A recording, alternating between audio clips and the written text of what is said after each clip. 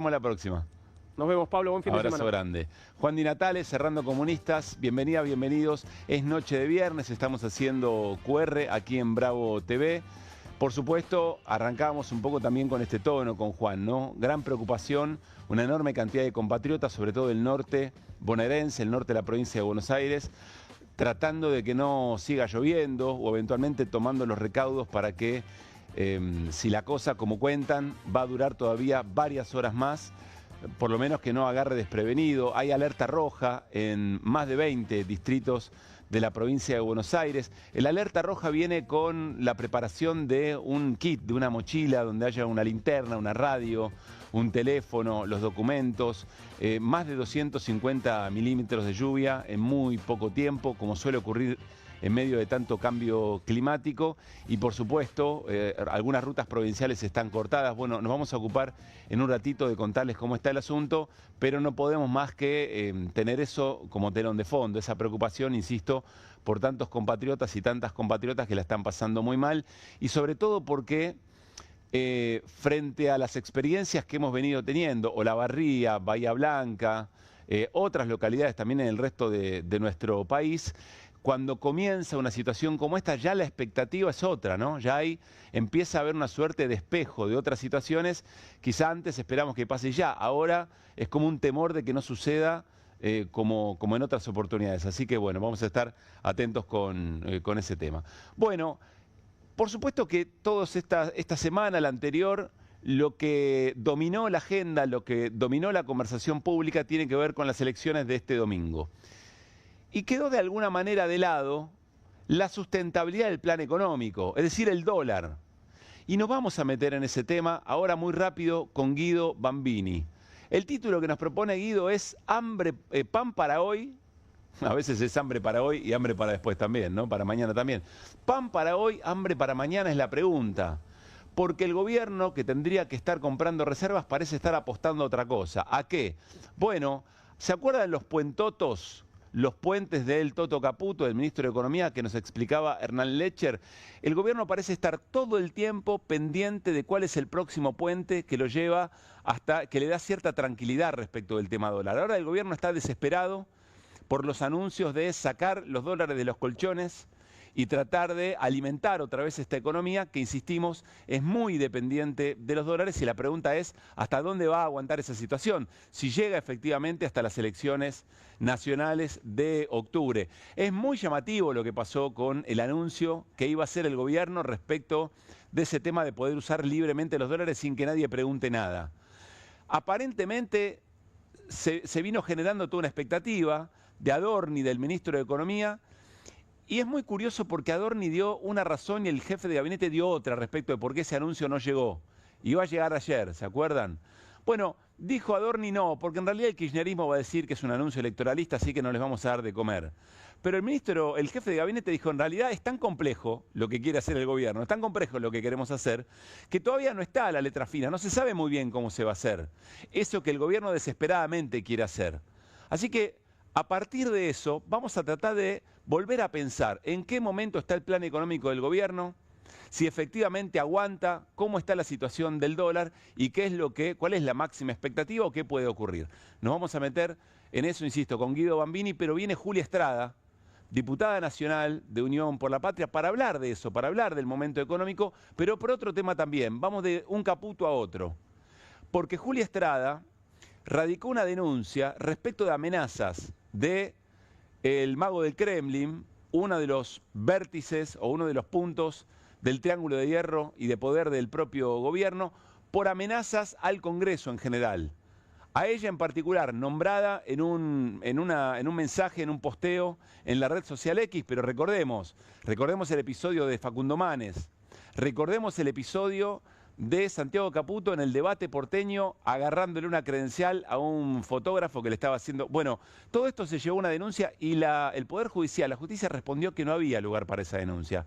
Y esto fue escalando, porque ya sabemos, las cosas comienzan o por redes sociales o de pico, pero después terminan en cosas muy concretas, así que vamos a hablar de todo esto con Julia Estrada también.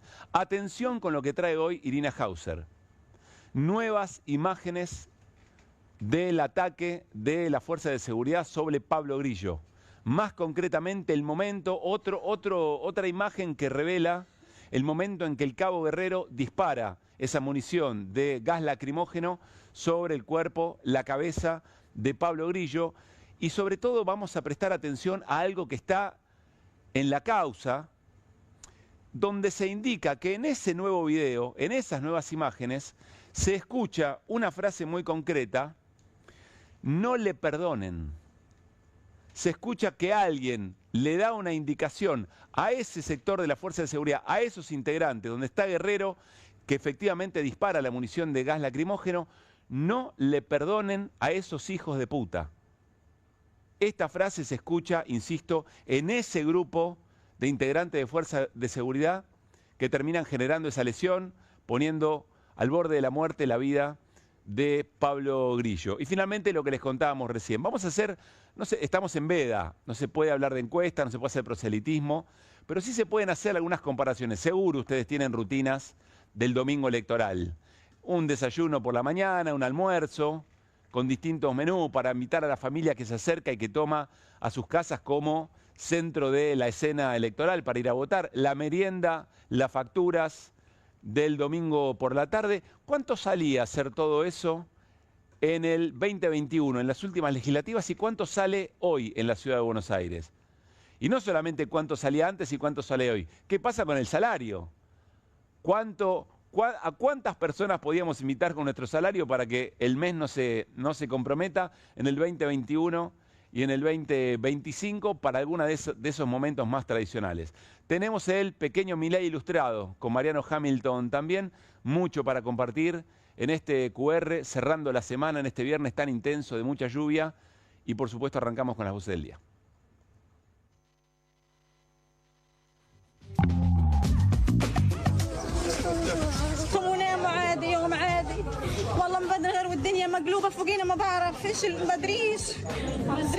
Incentivar el uso de los dólares que están fuera de la economía requiere encuadrarlo jurídicamente desde muchos aspectos. Todavía no está listo y están trabajando en eso. Como cortina de humo, para no hablar de la situación socioeconómica en el país, entonces bueno, usemos la vieja receta, usemos a los migrantes. Y hoy ya tenemos muchos investigadores que son investigadores de día y manejan un Uber a la tarde. El día después de la criptoestafa, recibió una amenaza de parte de Santiago Caputo. Es relevante en el gobierno, maneja la CIDE, y uno se espera que el Poder Judicial accione en relación a una amenaza a una diputada nacional. Desestimaron la denuncia. Si este acuerdo se lleva a cabo, no hay segmento, no hay en el petróleo, no hay en el gas, no hay en el turismo, no hay en el comercio, no hay en la logística capacidad para absorber 7.500 puestos de trabajo, que son los que estarían en riesgo. Antes eran importadores, pasaron a ser productores a partir de la ley 26.539. Probablemente avancen en importar estos productos y van a seguir teniendo el negocio. El problema lo vamos a tener las y los trabajadores. Al país le va a sumar unos 60.000 puestos de empleo, porque ese dinero que la gente en vez de gastarlo en el celular lo gasta en otra cosa, dice, vamos a comer afuera, vamos a comprar una pilcha, nos vamos a Mina Clavero, y eso genera mucho empleo. Estamos reclamando por el salario, no tenemos nada, no tenemos obra social, no tenemos salario, no tenemos coche en condiciones. Después hacen lo bueno y quieren pasar gratis en el colectivo, y ahora nos pegan. Tras de esto hay una decisión política de hacerlo. No hay otra manera que se lleve adelante un ajuste como el que están llevando, sino con represión. Acá está el pueblo argentino aguantando con el hombro. Gracias por haber colaborado con Bahía Blanca. La importante recaudación que realizó el grupo de Roque Larrenga fue donada en su totalidad para el arreglo de mampostería, de compra de aparatología que sufrieran el deterioro provocado por la catástrofe. En la esquina de mi barrio, ahí donde dobla el viento y se cruzan los atajos.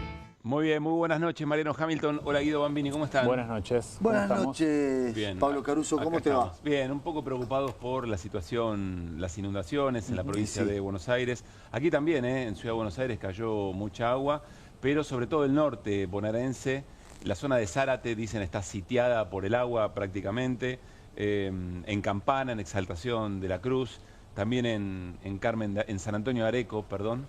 Sí. Bueno, mucha preocupación, insisto, miren las imágenes. Estas son imágenes de la tarde, ya había caído mucha agua durante la tarde. esto es Zárate en concreto, insisto, con el alerta roja en más de 20 distritos de la provincia de Buenos Aires. Y la alerta roja tiene indicaciones muy claras: estar alejados de zonas ribereñas, desconectar artefactos eléctricos, por supuesto no circular en calles que estén anegadas. Y sobre todo esto de preparar una mochila, de tener preparada una mochila en caso de que haya que evacuar, con los documentos, con una linterna, con una radio, con un teléfono. Todas situaciones que me parece antes no las teníamos tan en concreto, y tengo esa sensación que cada vez que ocurre esta cantidad de caída de agua o estos temporales, ahora empezamos a pensar que ya son otras las situaciones que se van generando a partir del cambio climático. Está en línea Fabián García, que es el director de Defensa Civil de la provincia de Buenos Aires. Fabián, soy Pablo Caruso y todo el equipo de QR. Saludamos en Bravo TV. Buenas noches. Buenas noches, Pablo. Muchas gracias por la comunicación. Gracias a vos. Sabemos que estás en ruta, movilizándote. ¿Qué podemos contar? ¿Qué le podemos contar a nuestra audiencia de cómo está la situación hasta ahora? Bien, como vos decías, estamos desde el día de ayer por una inestabilidad importante en todo. Bueno, algunos problemas con la comunicación. El norte de la provincia, ¿no? La de ayer estuvo transitada en la alerta amarilla. ¿Me escuchan? Ahora te escuchamos un poco mejor. A ver, lo intentamos de vuelta, Fabián. Bueno, no. Está... les decía que dale yo nomás. te escucho. Dale nomás. Ahora sí te escuchamos bien. Dale. Estamos del día de ayer con una inestabilidad importante. Llovió en la misma. No, está difícil. Vamos a ver si podemos retomarlo. Y si no, entendemos el momento tenemos los equipos. Bueno. Sí, entendemos el esfuerzo de Fabián y se lo agradecemos, que está en ruta con este temporal. Queríamos comentar un poco cómo estaba la situación. El problema es que además de lo llovido, se esperan más horas de lluvia, incluso durante toda la jornada de mañana en esa zona, insisto, sobre el norte de la provincia de Buenos Aires. Recién calmaría sobre el sábado por la noche, el domingo por la mañana. Y bueno, ¿no? Empieza a suceder esto, que ya con lo que había ocurrido en Bahía Blanca, con lo que ocurrió en La Barría hace un tiempo, cada vez que hay una tormenta de estas características, un episodio climatológico de estas características, ya empieza a aparecer otra la comparación, ¿no? No nos pasaba esto en otro tiempo. Y mientras el Ejecutivo no siga haciendo obras públicas, digo, el gasto de capital, veía hoy, sigue siendo uno de las principales variables de ajuste. Digo, no va a mejorar en el futuro, digo, se van a empeorar o van a ser cada vez más frecuentes, son cada vez más frecuentes estos episodios producto del cambio climático, y lamentablemente si no aumenta la obra pública, que parecería no ser una prioridad del gobierno, es difícil pensar que pueda mejorar una situación similar en el futuro. Claro.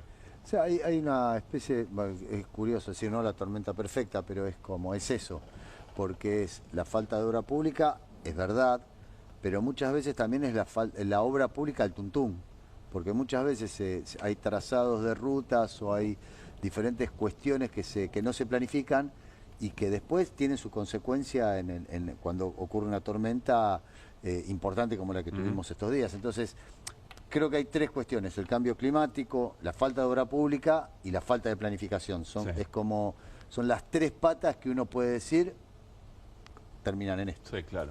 Bueno, por supuesto estamos muy atentos y atentas a lo que ocurra y lo que está pasando en este momento. Nos vamos a meter con algo que perdió un poco de agenda y tiene que ver con el momento del plan económico del gobierno de Javier Milei y sobre todo el tema del dólar. Guido Bambini dijo: hambre para hoy, perdón, otra vez la tengo con el hambre, es que es el hambre porque solo, es hambre, ¿no? Para hoy y hambre para mañana. Claro, hambre para hoy, hambre para mañana. Podría haber sido pan para hoy, hambre para mañana respecto al dólar, pero sobre todo esto, los puentotos, es decir, los puentes que va buscando el equipo económico para que permanentemente haya algún tipo de ingreso de dólares y nos permita estar en esta suerte de estabilidad, ¿no? Sí, estabilidad entre comillas. Encontró un equilibrio el tipo de cambio en el trimestre de mejor estacionalidad, que es cuando tenés la cosecha gruesa. Y yo quería compartir lo que dijo ayer en la misa, en este programa del Gordo Dan, Felipe Núñez, una persona del riñón de Caputo, puntualmente en relación a qué quiere hacer el gobierno con respecto a los dólares. Si quiere comprar dólares, si el Banco Central quiere comprar dólares o no. Miremos ese videito y seguimos. A ver, dale. Acuérdense que no venimos, 15, no venimos acá a comprar reservas, venimos a bajar impuestos y a bajar la inflación. Sí, señor. Bien, muy bien. Bravo. Gracias, muchachos. No sé qué dijo, banco. Gracias. Muy claro el mensaje. No venimos a comprar reservas, venimos a bajar la inflación y bajar los impuestos. Bueno, yo me pregunto, digo, ¿por qué no comprar dólares? Básicamente, el Banco Central no quiere aparecer en el mercado oficial de cambios para ponerle un piso a la divisa, ¿no? Está en la zona de 1.150 pesos. El Banco Central no quiere ponerle un piso y es una más de varias señales que nos está dando el equipo económico, tanto el Banco Central, los funcionarios del Banco Central, como del Tesoro, diciendo de que no van a comprar dólares, no van a acumular dólares, insisto, en el mejor trimestre de estacionalidad, cuando tenés la mayor oferta de dólares por parte de los agroexportadores, sino si el dólar no llega al piso de la banda. Recordemos, ahora está en la zona de 990 y pico, arrancó en 1000 y va bajando 1% de forma mensual. No es la única cuestión, decía, estas declaraciones, sino también el hecho de Milei diciéndole al campo, liquiden porque a mitad de año vuelven las retenciones, claro. También el anuncio, el generar expectativa por parte de Caputo de este nuevo blanqueo 2.0.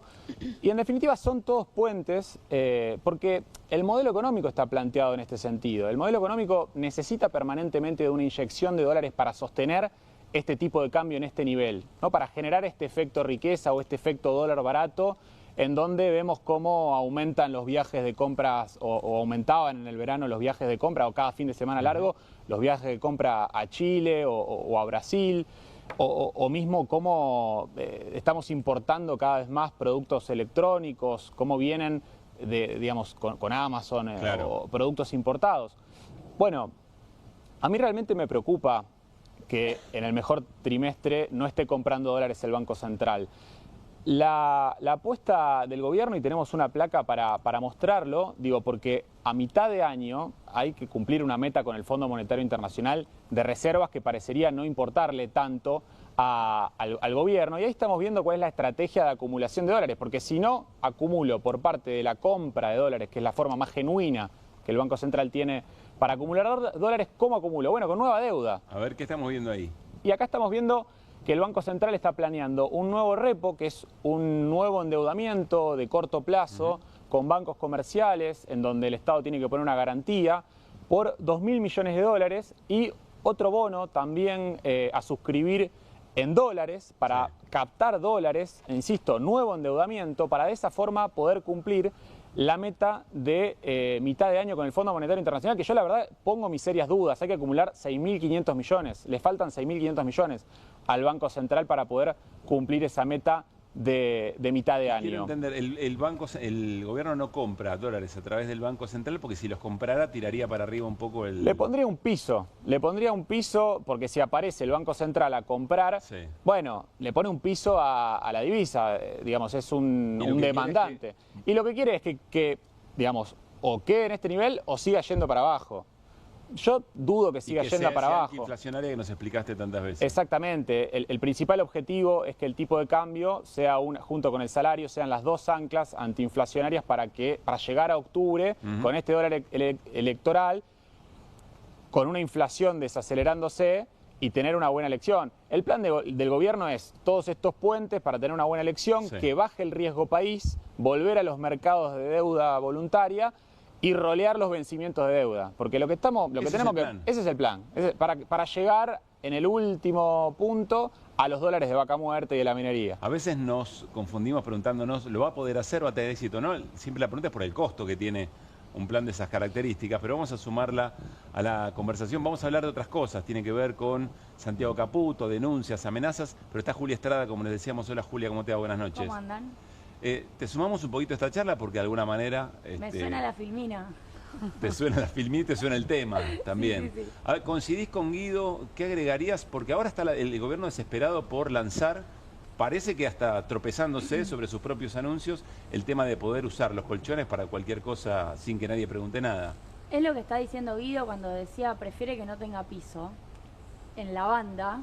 Digo, frente a una especulación que hubo en la previa de esas bandas cambiarias que iban a tener un rango de 40%, con un dólar a 1.000. El gobierno dijo entre 1.000 y 1.400. La especulación obvia de cualquier comerciante es, esto podría subir hasta un 40%. Claro. El gobierno dijo, intervengo por izquierda. Esto también hay que decirlo, porque no vendió, pero hace algo que sabemos los que miramos al mercado, que es que pone posturas, ofrece. Luego no vende, pero ofrece, y cuando vos ves una oferta, estás operando, ves una oferta grande, estás claramente viendo al Banco Central ofreciendo una torta de plata para que el dólar baje. Todos se corren, nadie está pidiendo a 1.400. Y además de eso, que lo está haciendo por izquierda, con el aval del Fondo Monetario Internacional, porque es bandas, pero te dejo intervenir en las bandas, cosa que no le permitieron, por ejemplo, en la etapa anterior con Macri. En segundo lugar, sí, claro, lo que termina pasando es que el gobierno dice, quiero que se aprecie.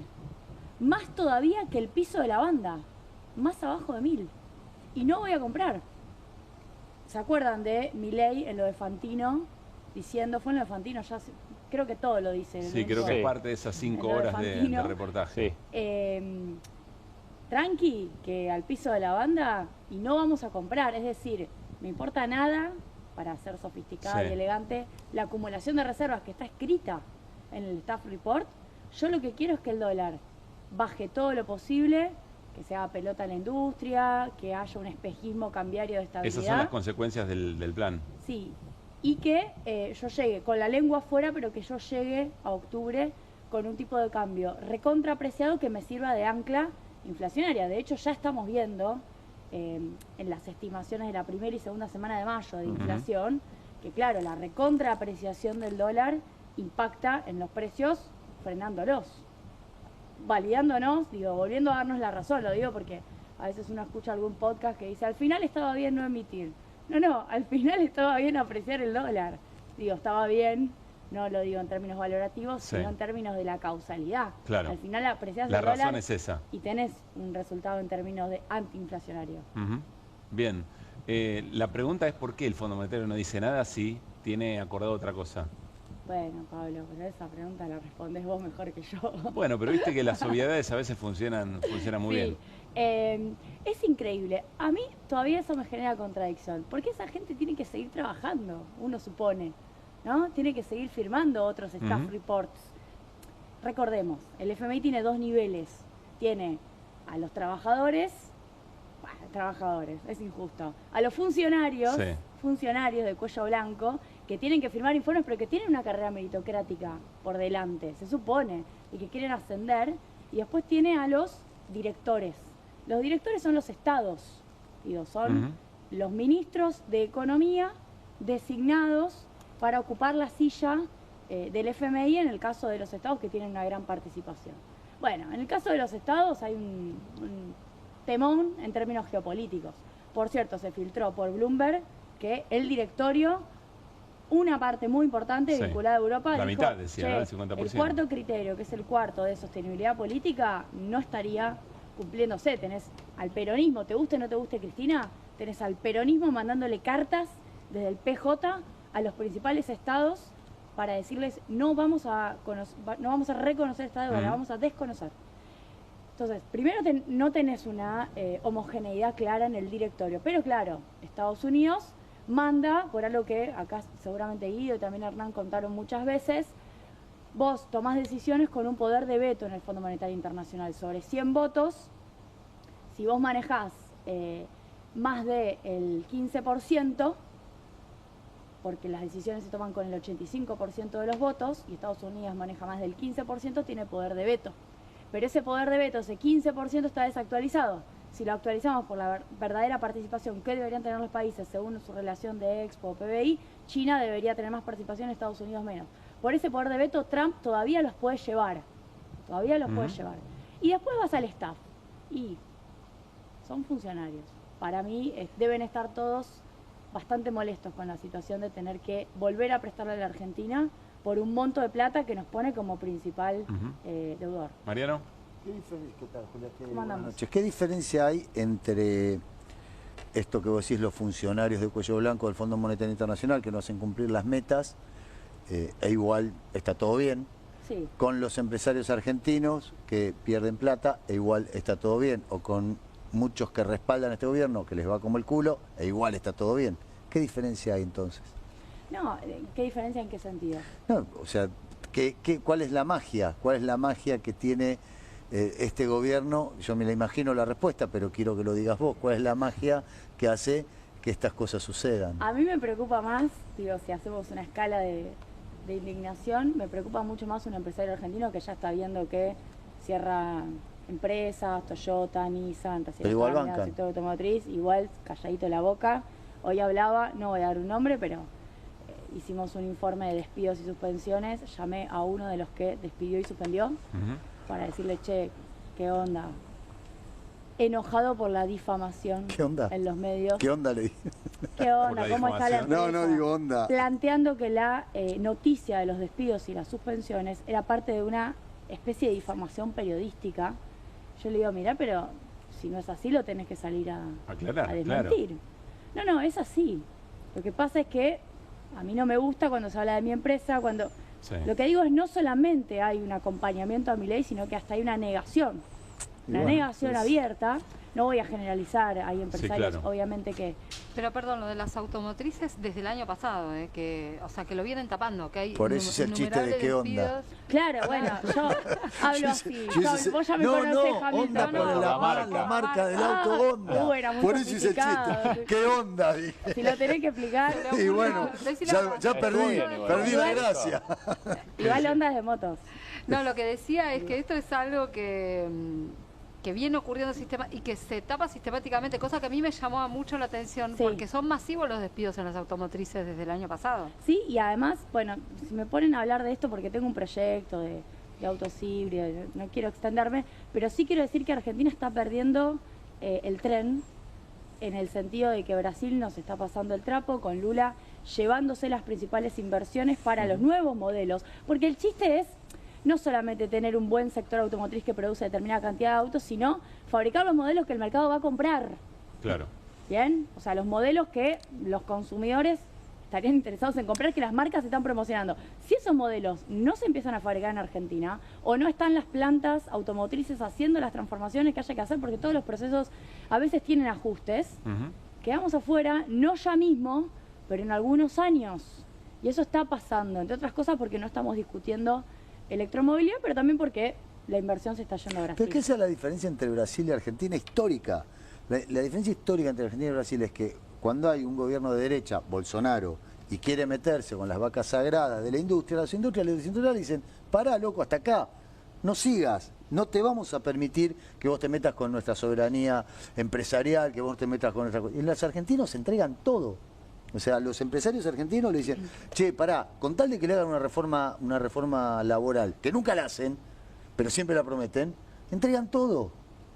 Después venden las empresas a Brasil, como pasó en los 90. En los 90 vendieron, ¿cuántas empresas se vendieron y las compraron los brasileños?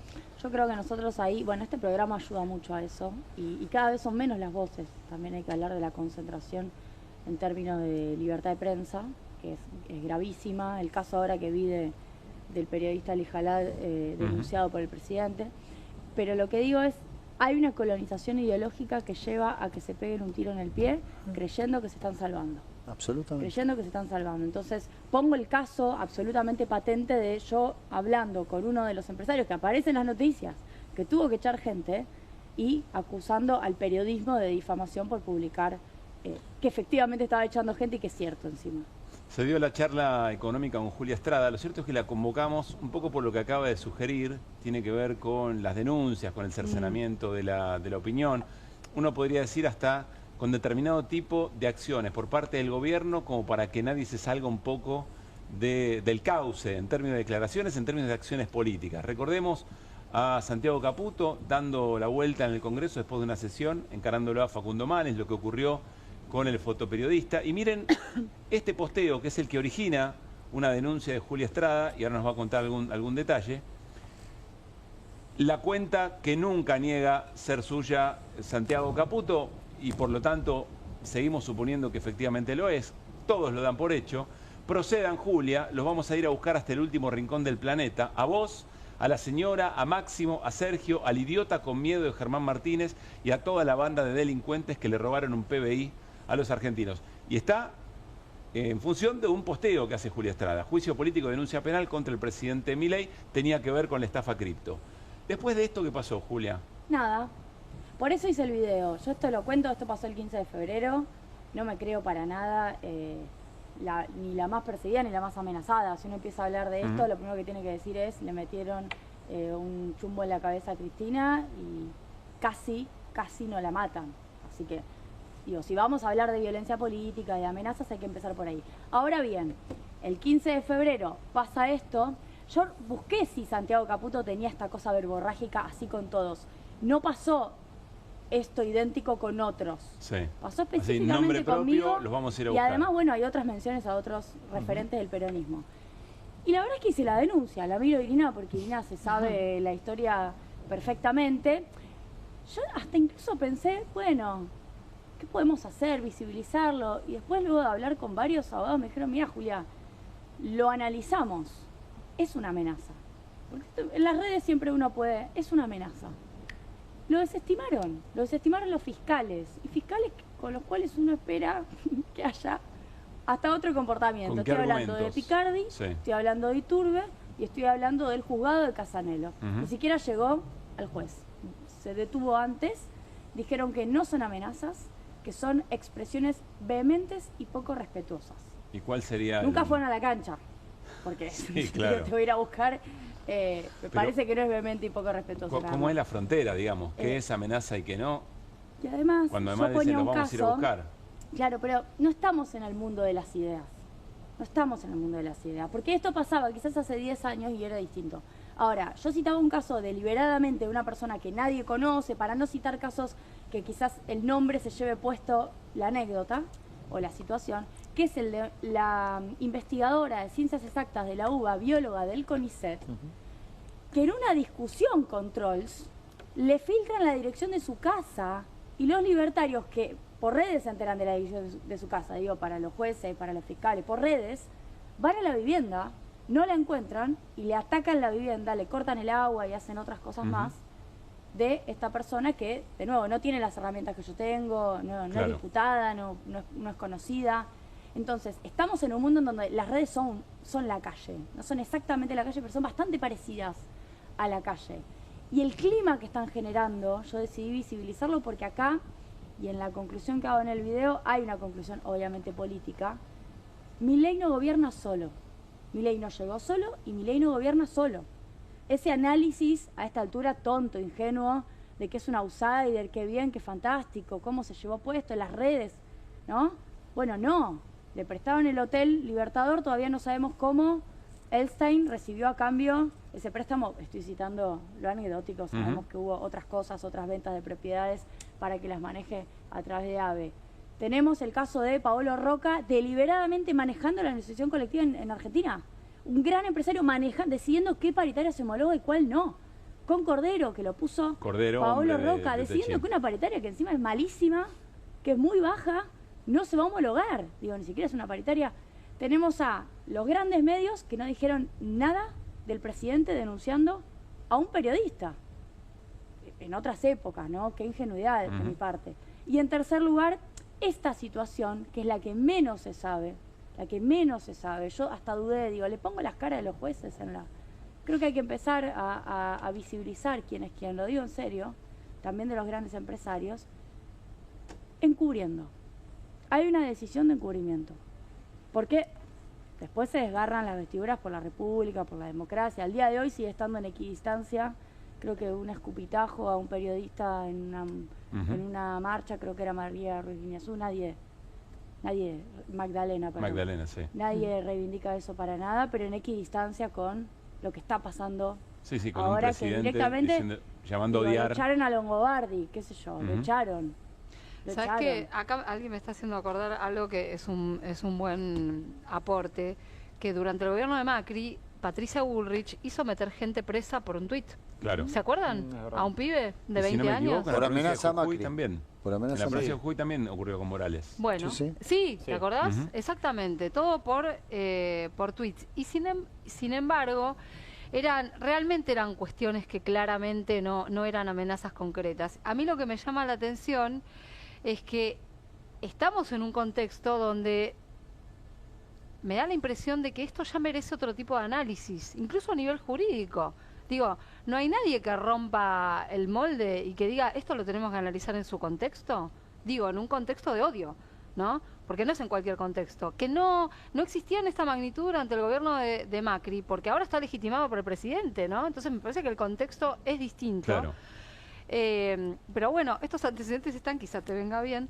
Y hay otros también que por ahí no son del plano de las redes sociales, pero por ejemplo, Facundo Manes, por la situación que tuvo, la amenaza que tuvo de parte de Santiago Caputo en el Congreso, sí cara a cara, primero le habían rechazado la posibilidad de querellar y la Cámara Federal finalmente dijo que no, que tenía que tener la posibilidad de ser querellante y asumió como querellante. Pero además no nos olvidemos que este tipo es el que aparece en un video tirando, practicando tiro de una manera un tanto absurda. Este tipo es el que maneja los servicios de inteligencia. Sí, lo menciona Julia en el... Por eso, o sea, este tipo tiene mucho poder. Voy a hacer una pregunta tiene ahí. mucho poder, pero mucho poder en serio. Voy a hacer una pregunta una ahí, boludez. Mariano, perdón. Porque no está confirmado, no es que él permanentemente dice, sí, esa cuenta es mía. No, deliberadamente hace dos cosas que además a esta altura del partido también son para que la justicia accione.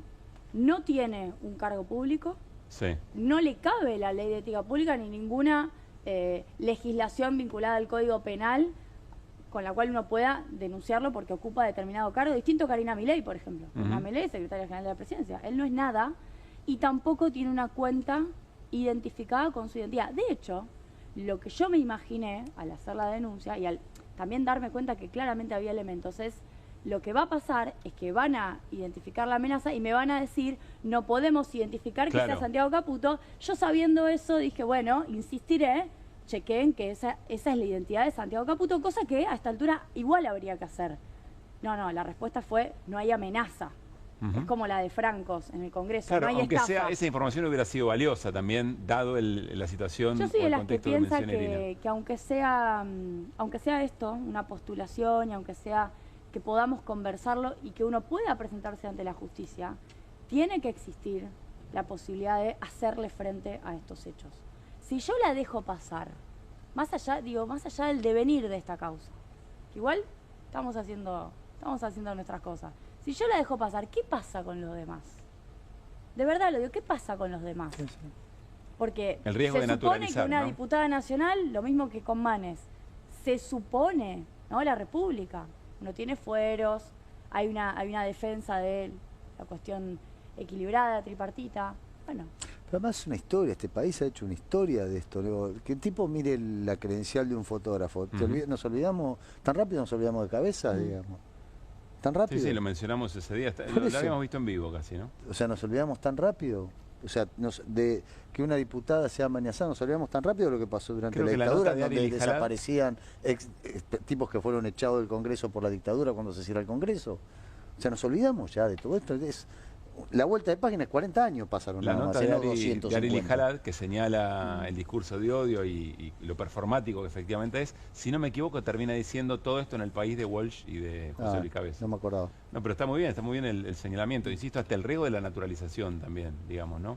Me resultó muy interesante lo que decía Irina, si el Poder Judicial tiene que atender los contextos para saber cómo evaluar eventualmente una situación como esta. O al revés, lo grave que es que no lo tengan en cuenta. Hay jueces y juezas que consideran que sí, lo hacen, y hay otros que consideran que tienen que hacer una lectura lineal con su biblioteca del Código Penal, digamos. ¿Entendés? Hay jueces y jueces. A mí también me sorprende que sea una decisión de Casanelo, de Franco Picardi, ¿no? Porque si él no impulsa la investigación, el juez no... ¿Por qué te sorprende? No la sigue. Porque en general es un fiscal que impulsa las investigaciones. De hecho, por ejemplo, te doy un ejemplo, ha impulsado una investigación muy importante sobre la represión del año pasado y las detenciones masivas del 12 de junio, de una de las movilizaciones del año pasado, ¿no? Por eso me llama la atención, porque por ejemplo, ha cerrado causas con denuncias truchas del Ministerio de Capital Humano. Y esto me parece un debate fundamental, o sea, me parece el debate del momento y me parece que es un debate que el Poder Judicial tiene que atender y que tiene que romper el esquema, ¿no? De alguna manera. ¿Cómo va a continuar? Algo recién sugerías. Ya, tenía tiempo hasta hoy a la mañana para apelar, tomando algunas referencias que Irina me compartió y otros periodistas también judiciales, obviamente mis abogados.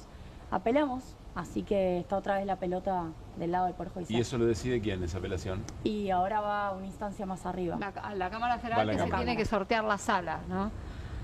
La sala 1 es la sala M y la M de Macri. Sí. Voy a volver entonces y la sala conversando. Sí, claro. No, pregunto esto porque es lo que hizo Manes, me imagino. Apela y la Cámara después le da finalmente la razón. Sí, si mal no recuerdo es la sala 2 la que le dio la razón a Manes. Me parece muy interesante esto de accionar para que de mínima esté en la conversación. Si no, es como aquí no ha ocurrido nada. Julia, gracias por haber venido. Muchas gracias.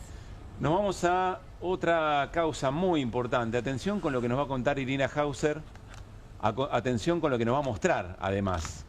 Irina, tiene que ver con la causa Pablo Grillo. Viste que la jueza María Servini viene pidiendo información a la Gendarmería. Hemos contado aquí un montón de cosas. Incluso mostramos el manual que se les entrega a los gendarmes para reprimir mejor, ¿no? Sí.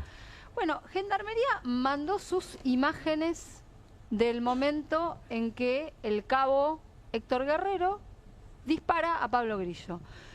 Tenemos esas imágenes tomadas por son Gendarmería. De la propia Gendarmería, que están incorporadas al expediente. Las tenemos, a ver si las podemos ver.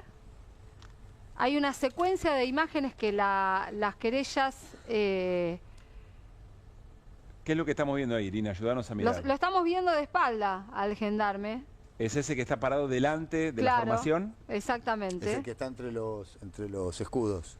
Exactamente. Y hay una donde se ve el fogonazo, no sé si... Ahí está. Ahí. El que está delante de los escudos es Guerrero y ya disparó, evidentemente aquí. Claro. ¿Es el que está ya agachado?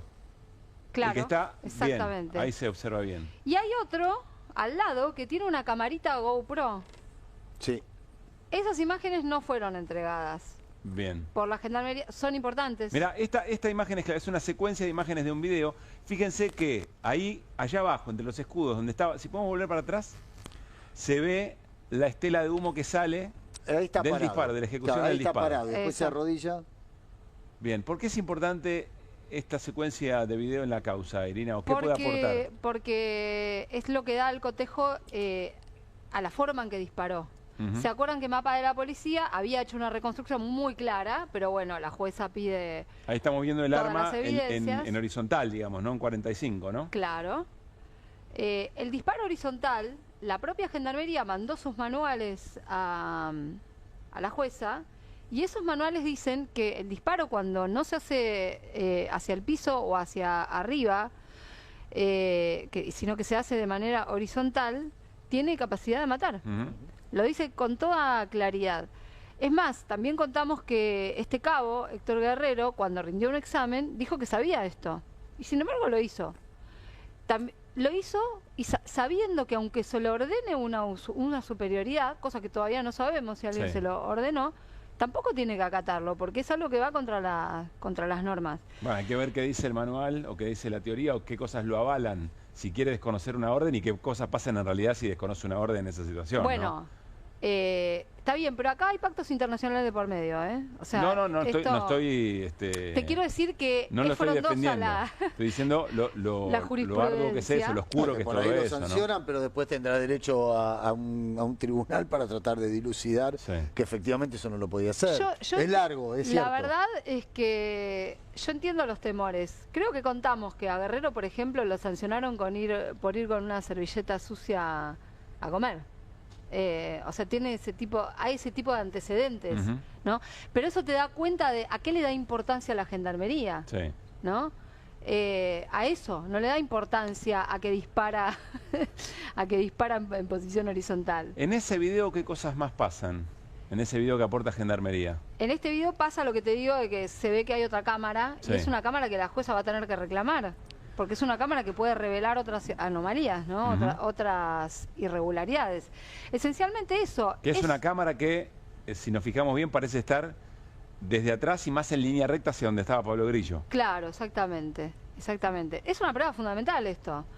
Yo supongo que la jueza está esperando algunos informes del cuerpo médico forense para llamarlo a indagatoria, Guerrero, porque es raro que hasta ahora no lo haya llamado a indagatoria, Sí. ¿no? Porque ya la prueba es absoluta. Juli, decime, perdóname, porque yo siento que la imagen, para entender el valor de lo que trajo Irina, siento que esa imagen tendremos que mostrar, porque quizá nosotros ya la vimos y sabemos que dónde poner la mirada. Si lo podemos llevar a pantalla y señalamos efectivamente qué es lo que estamos viendo. Vos avísame cuando se puede. Porque ahí donde está, justo está debajo ahí se lo ve, en la anterior ahí se lo ve perfectamente agachado Guerrero.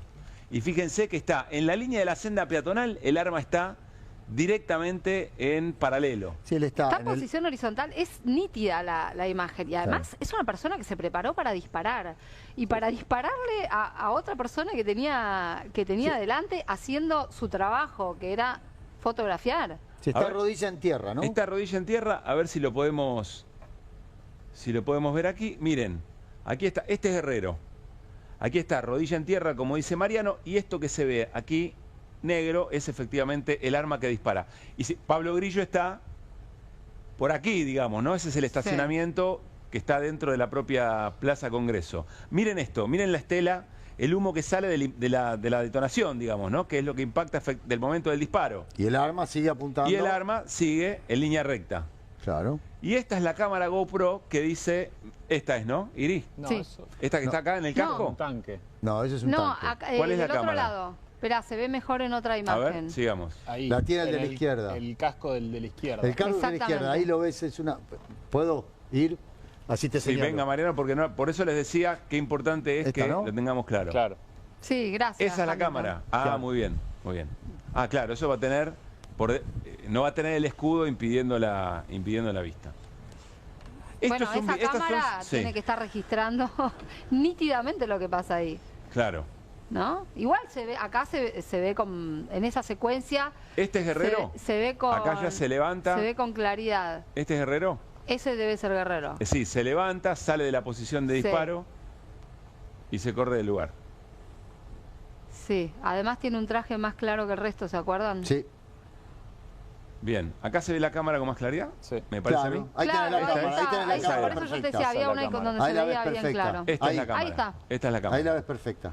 La jueza va a tener que pedir las filmaciones o Y lo que debería haya pedir registrado esa esa cámara. filmación porque es fundamental. Que son De todas cámaras que- maneras, no es que no haya prueba, pero quizá todas estas cámaras te permiten ver otras cosas Sí. de la escena. Ahora, Iri, yo entiendo que esto son secuencias de un video Sí. y que en ese video, en el documento en el comunicado de la querella, se escuchan cosas también. Bueno, la querella tiene todos los crudos de los videos, son muy ruidosos, por eso lo importante es lo que ellos sacaron de ahí en limpio. Y lo que se ve es que evidentemente los gendarmes hacen honor a ese manual que mostramos la semana pasada y más que eso, porque lo que hacen es insultar, si podemos ver el informe, insultar y utilizar, bueno, ese lenguaje agresivo hacia los manifestantes. Ahí dice, en las imágenes aportadas se observa de parte de los efectivos de la Fuerza de Seguridad el uso de lenguaje hostil y expresiones represivas tales como no le perdonen e hijos de puta. O sea, son los gendarmes gritándole eso a los manifestantes y bueno, en este caso a quienes estaban trabajando ahí, que eran los reporteros gráficos, Pero los lo que está diciendo es, periodistas. alguien le está diciendo no le perdonen, es decir, accionen Sí, acciones no... con la brutalidad necesaria, digamos, ¿no? No les perdonen e hijos de puta. Predomina narrativa, a ver qué estás viendo. Este párrafo. Acompáñalo, Mariano, dale. Y porque yo no lo puedo leer desde acá. A ver, dice. Después de producido el disparo que puso en riesgo la vida de Pablo Grillo, se escucha al gendarme que filma decir, estamos excelente, más que bien. Abajo, después Sí, de sí. producir el disparo que puso en riesgo la vida de Pablo Grillo. Estamos excelente, más que bien. Ah, es insólito. Bueno, con más razón tenés que pedir ese video porque se debería escuchar más nítidamente ahí. Pero claro. Eso y seguramente más. El uso voy al anterior, perdón la desprolijidad. Sí, la el verdad, uso perdón. desproporcionado de los gases es tal que el propio gendarme que filma tose, se asquea, se queja porque no puede respirar. Los policías y gendarmes que lo rodean disparan sin parar sus escopetas en dirección a manifestantes y de manera horizontal. Voy uno más arriba. Se observa una escalada en el uso de la fuerza, incluyendo el carro hidrante, disparo de bala de goma cuyo uso se combina como reacción automática y desproporcionada, sin identificar agresores concretos, y venimos de lo que se estaba diciendo arriba, ¿no? No le perdonen, hijos de puta. Parece una obviedad lo que voy a decir, pero esto también lo que te deja en evidencia es de dónde viene la violencia, ¿no? En la escena de la movilización. Porque las movilizaciones son pacíficas, ¿no? Todas estas movilizaciones de los jubilados. La del 12 de marzo, que estamos viendo, tuvo la particularidad de tener muchas situaciones brutales. No solamente la de Pablo Grillo, lo que sucede es que lo puso a él al borde de la muerte. Esperábamos que esta semana volviera a su casa y tuvo que ser intervenido nuevamente, lo que te demuestra también la gravedad de la situación y de su cuadro.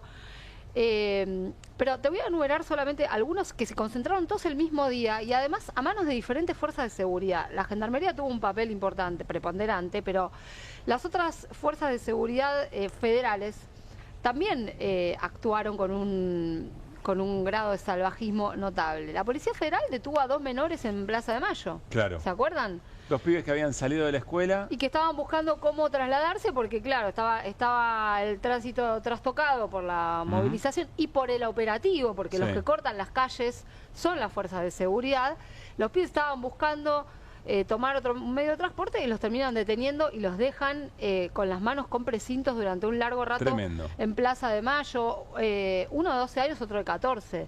Una brutalidad. A esos policías federales se supone que se los está investigando ahora. Hay un hincha de Chacarita que perdió la vista de un ojo. Eso no se conoce tanto. No se conoce tanto y tampoco se conoce que esa causa está dando vuelta por distintos juzgados. Porque todavía ni siquiera, hasta lo último que supe, tampoco es que la juntaron con la de la jueza María Servini. Hubo una pelotera entre la jueza Capuchetti y la justicia ordinaria y nadie manda a pedir, o sea, y no se habían entregado imágenes de esa situación que se sabía perfectamente, además, a dónde ocurrió. Quiero recordar que este es el operativo en el que había una orden, o que la orden de represión tenía un nombre, que era la frase de Diego Armando Maradona. Esta fue nuestra portada. Hay que ser muy cagón para no defender a los jubilados. Ese era el nombre de la orden que tenía el procedimiento represivo para esa jornada. ¿Sabías esto, Mariano? No, no lo sabía.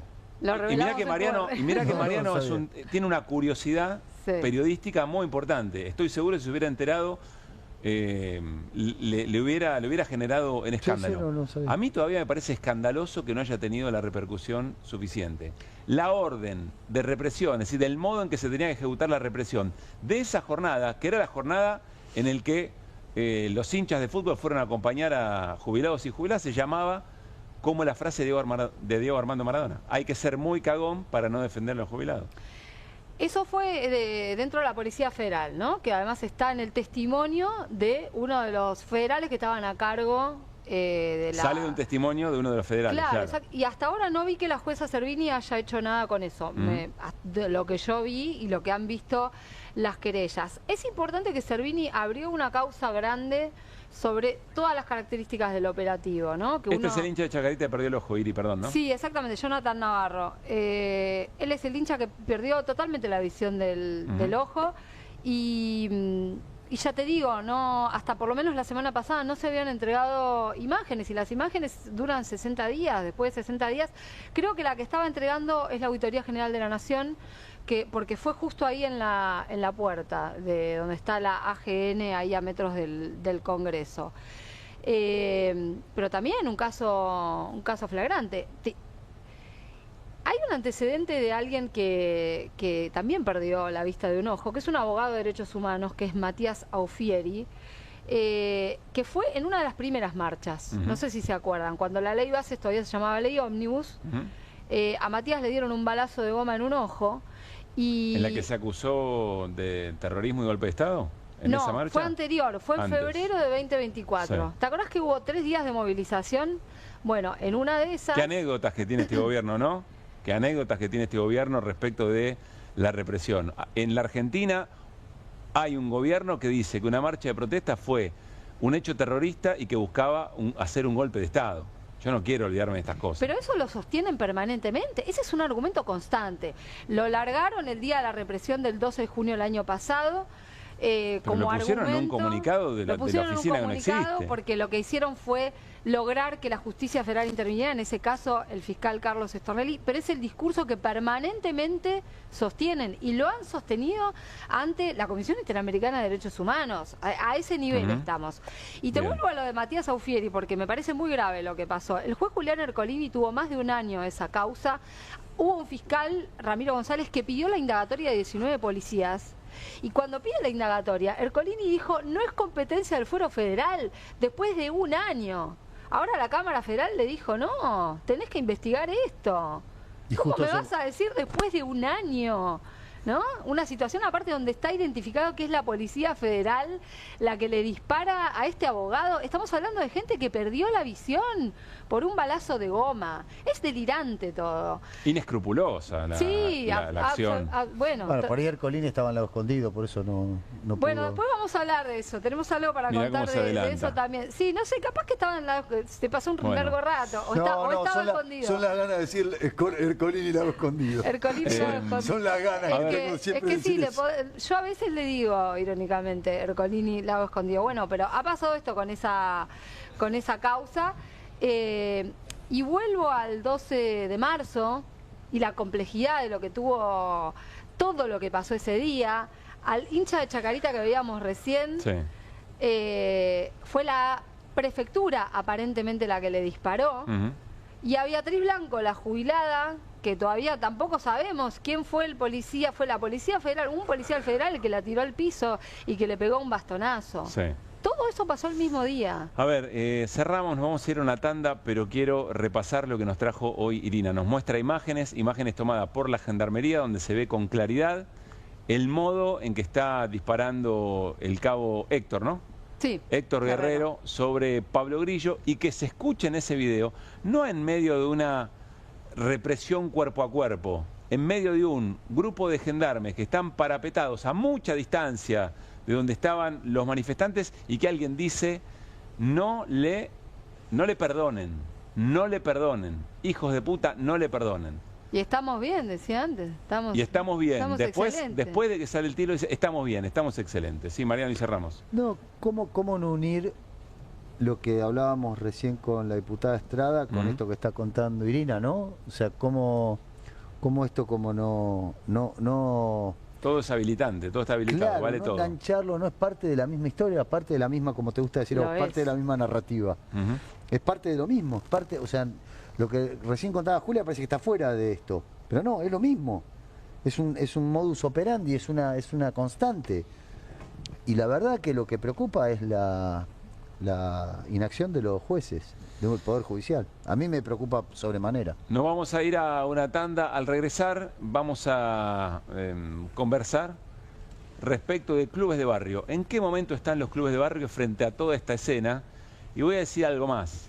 ¿Qué tiene que ver o qué vincula, qué denominador común tiene la situación de los clubes de barrio, los productores de peras de Río Negro, los metalúrgicos de Tierra del Fuego, y si ustedes quieren también, ¿por qué no?, las médicas del Hospital Garrahan? Después de la tanda. Escribinos.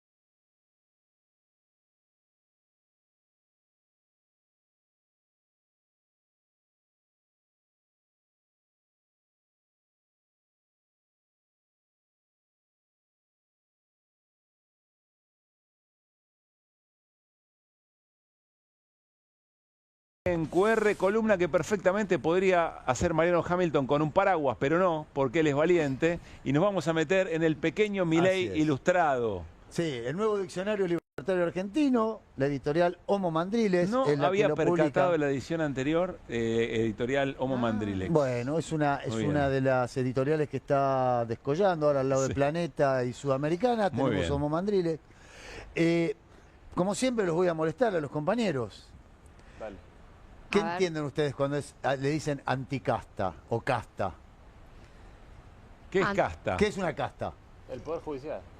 Sí, bueno, es un sector con privilegios, digamos. Es un sector con privilegios Bien. que piensan en ascendencia, piensan en India, en sectores que están como anquilosados y que no se pueden movilizar, que no hay movilidad social. Claro, yo tengo una fijación con el Poder Judicial. Claro. Te podés imaginar, pero... Sí, está bien el ejemplo. Y anticasta Sí, es un sería buen- lo contrario, digamos, la movilidad, cuando vos por tus propios medios podés ascender socialmente. Pero bueno, vamos a ver qué es lo que dice. Decinos tu definición.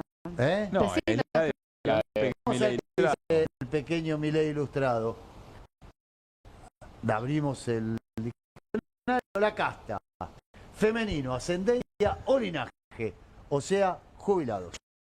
En la India es un grupo social, se diferencia por su rango. Siempre entre ellos, Sí. ¿no? Metido. Esto es real, ¿eh? Esta es la excepción Esta es en la real. India. Esta es real. En la Argentina tiene varias acepciones. Investigadores del CONICET. En política es todo aquel que manifieste inconformidad por el infinito. Bueno, esta también es real, hoy y aquí, aquí y ahora. Todo es real. Sí. Que los investigadores del CONICET Sí, no son la señor, casta, viejo. está claro. Bueno, y casta, te la dejo que la leas vos. Femenino. Todos aquellos que adhieran a las ideas de la libertad, vivan o no de la plata del Estado, se benefician de los privilegios de pertenecer al partido político. En política, políticos que siempre vivieron y que ahora son parte del gobierno. Está muy bien. Claro, pues podemos ser. Sí. Puede ser uno de ellos. ¿Por qué no? No, nunca cobró un comando. La boca Muy se bien. queda a un lado. Jamás. Bueno, muy bien. ¿eh? Bueno, Esto vamos a- te dejan clara muchas cosas. Sí, Esto sirve. es que lo que pasa es que si vos no le entras al diccionario, al pequeño Milei ilustrado, ¿sabes cómo te quedás? Sara? Fue de toda la Claro. conversación de los niños. Argentina, si lo tenés que... La idea se generaría que la editorial Mandriles Sí, señor. entonces a cada turista que llegue se le da un pequeño Milei ilustrado. Vamos a la próxima, pero antes les voy a preguntar Bueno. a los compañeros. A ver. Zurdos. Ah, esa es fácil. Zurdos o coloso. ¿Cuál ¿Qué de las piensan dos? cuando una de las dos? Zurdos, cualquiera que esté en contra de lo que piensa el gobierno. Pero no, pero No, vamos a esta ya la leyó verdad. Claro, vos ya leíste el Leíste el diccionario. No, leíste el diccionario. Zurdo es el que escribe con la mano izquierda. Ah, El bueno, Diego, el que lo patea con la literal, zurda. sí, Diego, bueno. sí. Messi, ponele claro. O Coloso, el de Rodas. Claro, sí. Es tu cerebro. Un monumento. Digo, no, No, ese ese me no. equivoqué. Está bien, perdón. Muy bien, bueno, vamos, Vamos a a ver ver qué qué quiero dice. spoilear, como Vamos a ver diría qué dice. Milman. Casi rompo el... Déjalo tranquilo. Vamos, arrancamos. Bueno, adjetivo. Zurdo, ¿no? Que tiene más habilidad con la mano o el pie izquierdo que con la mano del pie Bien. derecho, sería en este caso, Claro. ¿no? Mirá, acá hay que llamar a la editorial. Claro, el editorial se equivocó. El tarado Sí. que escribió esto, yo, se equivocó. Sociedad, supongo que es. Sí, sociedad. Todos aquellos que defienden sus derechos laborales. Ah, bueno. En Política, todos aquellos hombres y mujeres que se diferencian del gobierno. Aplica tanto para Stalin como para Cristina Fernández de Kirchner, Carrió, Rodríguez Larreta, Manes y hasta Cavallo y López Murphy. O sea, es amplio, el espectro es amplio. Sinónimo, gobernador peronista de la provincia de Buenos Aires. Es muy bueno el sinónimo, está muy bien. ¿Bien? Bueno, sí. Coloso. Es una estatua de proporciones gigantescas. Ejemplo, el Coloso de Rodas, como Claro. bien dijimos hace un ratito. En Argentina, aplicable a Luis Caputo y a Federico Sturzenegger. Sinónimo, ministros que deciden a favor de los poderosos y en contra de los trabajadores o las clases sociales excluidas. Es muy importante que quien vive entre nosotros tenga esto claro. Por supuesto. Porque vos imaginate el Por bolón en el que te supuesto. podés meter en una conversación en un bar, en un restaurante o en un grupo familiar o en un grupo de amigos. No, podés meter mucho la pata. Sí, señor. Tenés que tener muy claro hacia dónde nos conducimos. Casi que te puedes poner en riesgo. Y, mirá lo que te y digo. ahora tengo una que es la favorita del presidente. Ah, bueno. a todos nos encanta. ¿Qué es una aberración? Ah, está muy bien. ¿Qué es una aberración? Irina Hauser. Larga el teléfono, Irina, vamos. Presta atención. Yo recibo, no estoy Presta atención a la clase. No, recibo información todo el tiempo, chicos. Muy bien. ¿Qué se piensan? ¿Que todo cae qué del periodista cielo? comprometida. Una aberración. Una aberración, bueno... ¿Viste? Hay un juego, ¿no sé que hay un juego que es de los juegos que más me gusta? El que es el juego del Sí, diccionario. Es extraordinario. el diccionario es buenísimo. Y yo creo que todos los que están acá serán muy buenos jugando al diccionario. Yo soy bastante malo en general, porque siempre me ato demasiado a la palabra. Entonces, pero sería difícil identificar. Bueno, una aberración es como una deformación de... Muy bien. De la lo que norma. está establecido. Muy bien. Muy bien. Guido, No, vos sos economista, ¿no? Me quedo con la definición. Suscribo lo que dijo Irina. Es tarde, viernes Vamos noche. a ver qué dice el diccionario, el pequeño Milei ilustrado. Vamos, nuevo diccionario libertario argentino. Aberración, femenino, Caruso. grave error del entendimiento. Acto o conducta depravados, perversos, o que se apartan de lo aceptado como lícito. Está bien lo de Irina ahí, ¿eh? En política, para el presidente Milei, el término aberración aplica a políticas públicas, movimientos sociales, culturales y económicos que no comulgan con sus ideas y lo que es peor aún, que colisionan contra su estado de ánimo del momento. Ese es extraordinario. Que colisionan contra su estado de ánimo del momento es extraordinario. Ejemplo, la justicia social es una. Aberración. El control de precios es una. Aberración. Los sindicatos son una. Aberración. Los impuestos son una. Aberración. El estado de bienestar, Es ni una hablar. aberración. Las políticas de género son una. El wokismo es una y la figura legal femicidio es una. Se va poniendo heavy el asunto. Es que es así. Pero tenés razón, sí.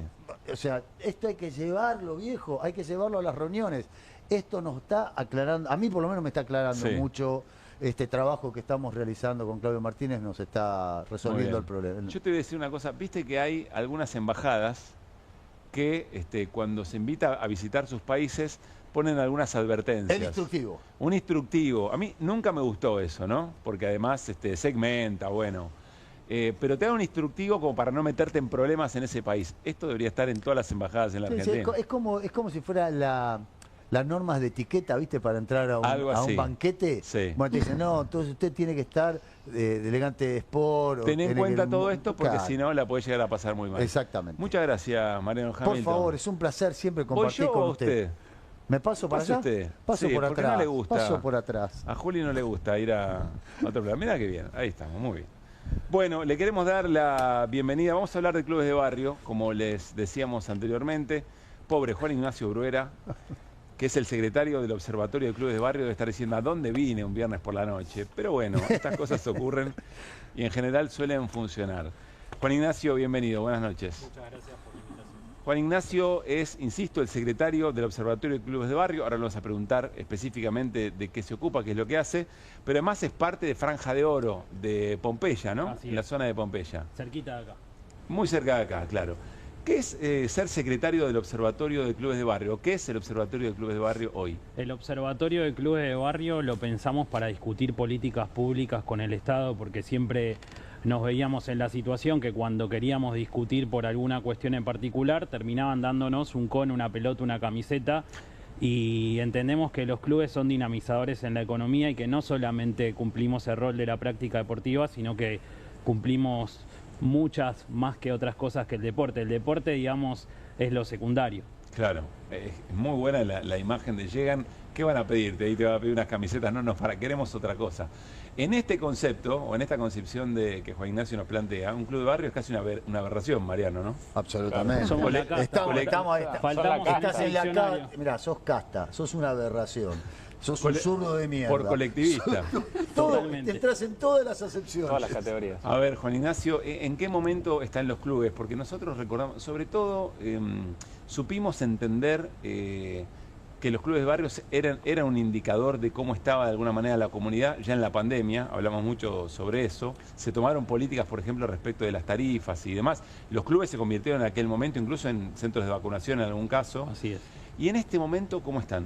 Y en este momento es un momento crítico, particularmente con el tema de los servicios públicos, que obviamente a lo largo de la historia y por ahí a partir del 2015, cuando asumió el gobierno de Mauricio Macri, nos pegó un primer tarifazo y a partir de ahí estuvimos tambaleando.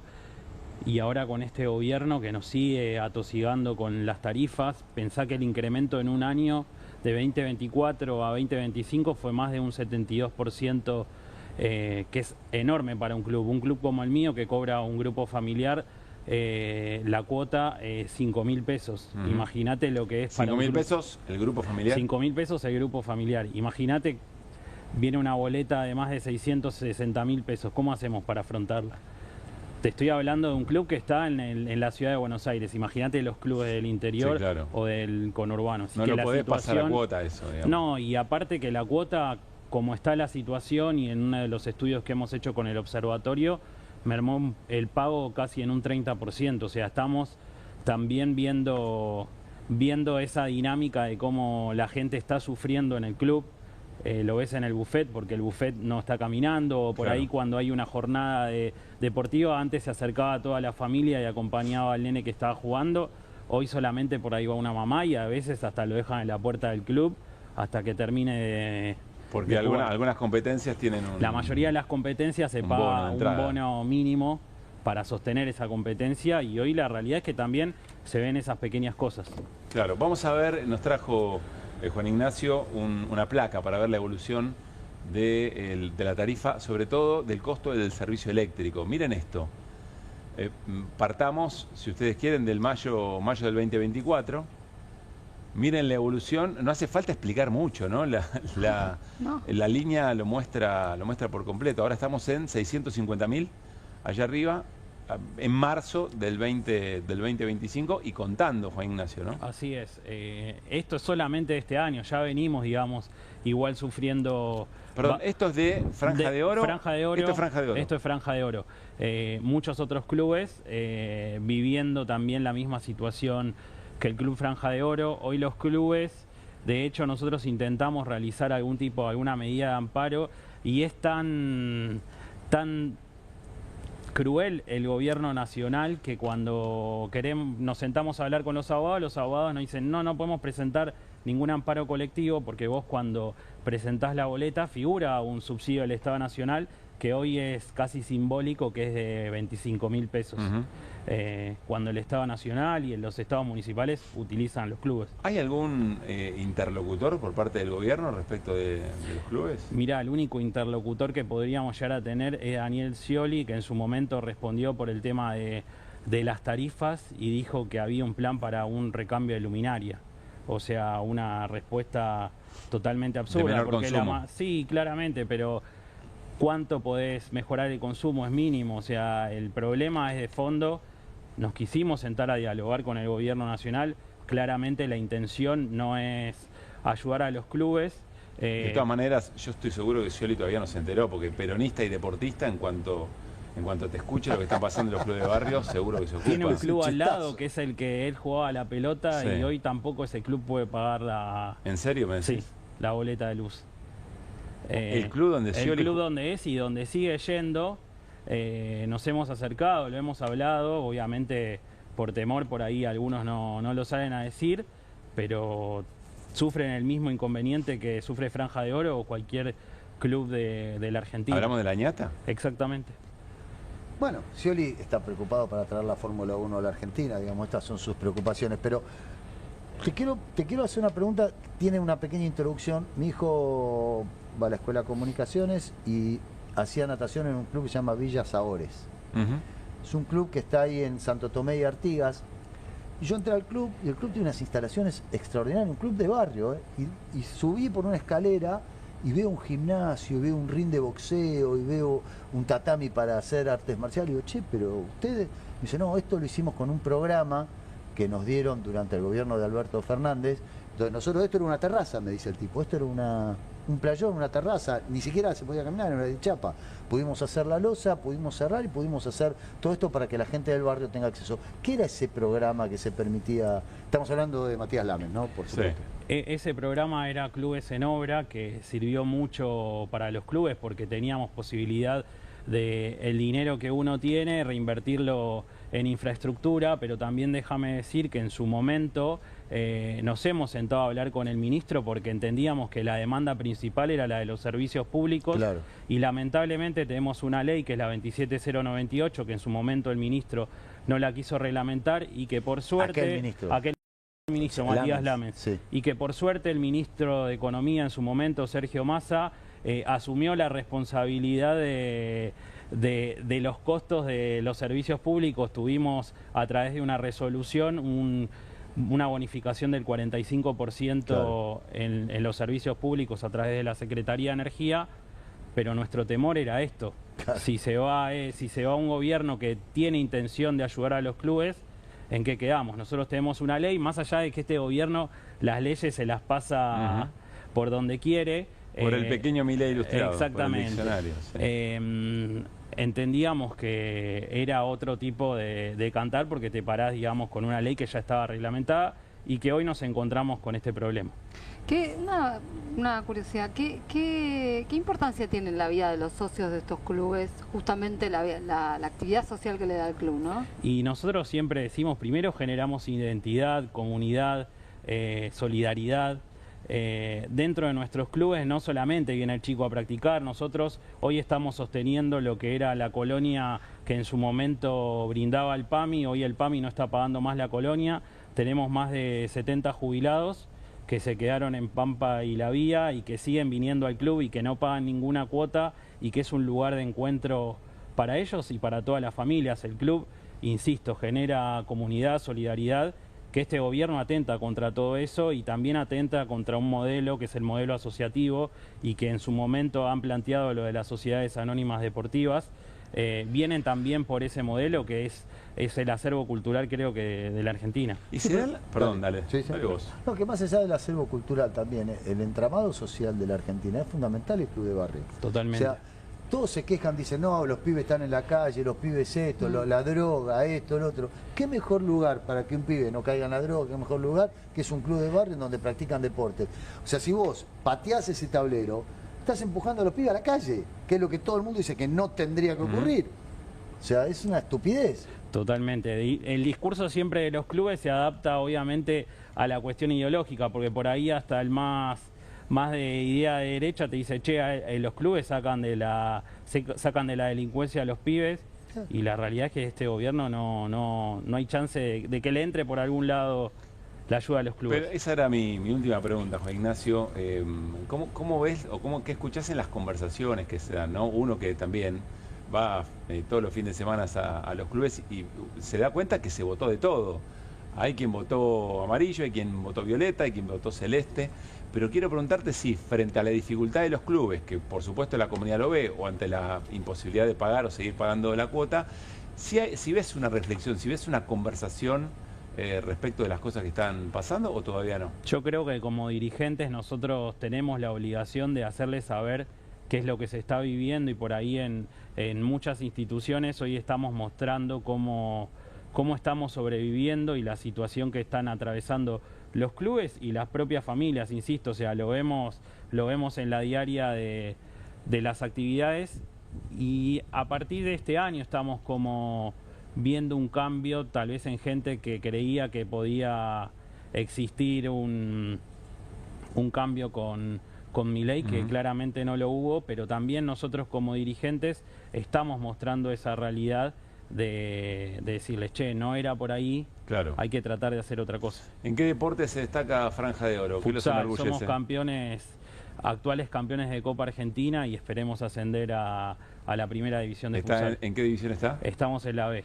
Muy bien, bueno. Así que esperemos que este año se nos dé. Muy bien, bueno, y que nos encontremos, qué lindo es encontrarse con otra gente en los clubes, visitar clubes, ¿no? Cuando tenés pibes y pibas en esa dinámica, es hermoso ir a visitar otros clubes y todo lo que allí Para mí lo mejor que pasó en los últimos años fue esto de acercarme a la comunidad de comunicaciones, que la verdad un lujo. Un gran club. Un lujo. Gracias, Juan Ignacio, por haber venido. Muchas gracias. Bueno, vamos a compartir, tiene que ver con esto, tiene que ver con la solidaridad, tiene que ver con la mancomunión, tiene que ver con lo colectivo, tiene que ver con un día como hoy, un día de tormentas, de mucha preocupación en la provincia de Buenos Aires, en la ciudad de Buenos Aires, sobre todo en la zona norte de la provincia de Buenos Aires porque aparece el reflejo de cosas que han pasado hace poco. Por ejemplo, Bahía Blanca. Ustedes se acuerdan, Bahía Blanca, después de que pasó la tormenta, pasa la lluvia, viene lo más difícil, viene la reconstrucción. Y en la reconstrucción el gran protagonista, o la gran protagonista es la solidaridad y sobre todo la acción colectiva. Hubo un caso muy puntual, La Renga, la banda La Renga hizo un recital en La Plata en abril de este año, 25.000 personas y todo lo recaudado, lleno por completo el estadio, y lo recaudado se iba a destinar sobre todo a reequipamiento del hospital de Bahía Blanca. Escuchen lo que pasaba en ese escenario y lo que decía Chiso en un momento frente a esa multitud. A todos los que laburaron desinteresadamente para esto, yo creo que el pueblo de Bahía le va a estar muy agradecido. Esto va para los hospitales. Acá está el pueblo argentino, carajo, poniendo el hombro. Si no fuera por ustedes, ¿qué pasaría? La puta madre.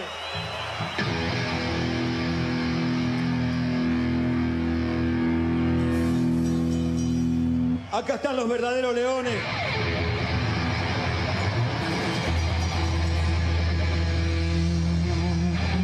Hola a todos.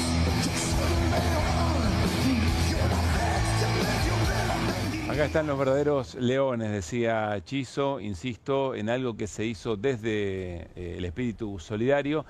Y bueno, en jornadas como esta tenemos ganas de ver qué es lo que pasó, digamos, ¿no? Con todo eso. Está en línea Gustavo Carestía, es el director del Hospital Municipal de Bahía Blanca. Gustavo, soy Pablo Caruso y todo el equipo de QR en Bravo TV. Te saludamos. Buenas noches.